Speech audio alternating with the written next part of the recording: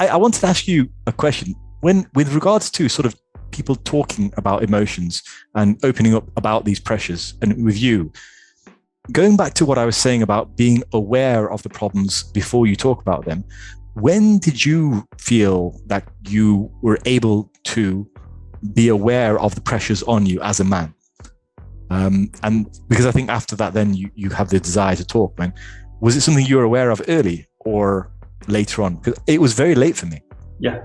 I would say during COVID, when I experienced tremendous burnout, I took some time off from medicine and I had time to recalibrate and I had time to refocus on myself, because as a doctor for 10 years at the time, I was a father of two. My life was just providing. And I never actually provided for myself. It goes back to the philosophical question, who cares for the carers?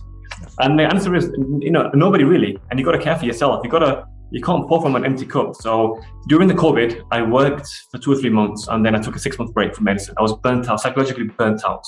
I was, adrenal fatigue. My test levels were crashing down. I was just so burnt out.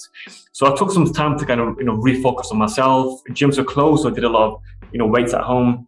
I started meditating, and only then when I realized, gosh, from a young age, being the eldest of 6 boys, being the first doctor in the family, getting married at a young age, having 2 boys myself, being the only doctor in the community, there was so much pressure on my shoulders and I just took it. And I didn't really take time to stop, pause, reflect, and actually think about myself, because I was burning the candle at both ends and it all came to a head. And I think COVID for me was a godsend in that it told me to actually, Asif, medicine is not for you. Yes, you're academic, you're scientific, but concentrate on yourself now. And now is the time to start coaching, start online business. Yes, still be a doctor, have the title if you need to go back into it and help, clients, because I still do blood testing for a lot of guys who are training.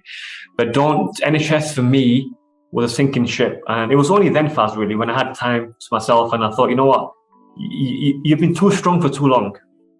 And it's having that what we call metacognition, where you actually take, you kind of remove yourself from your brain and you just kind of become like a ghost. You actually go above your head and look down on yourself and say, what?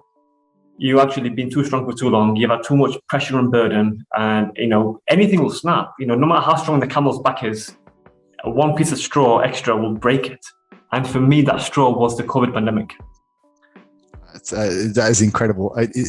I'd love to thank you for sharing that. That is incredible.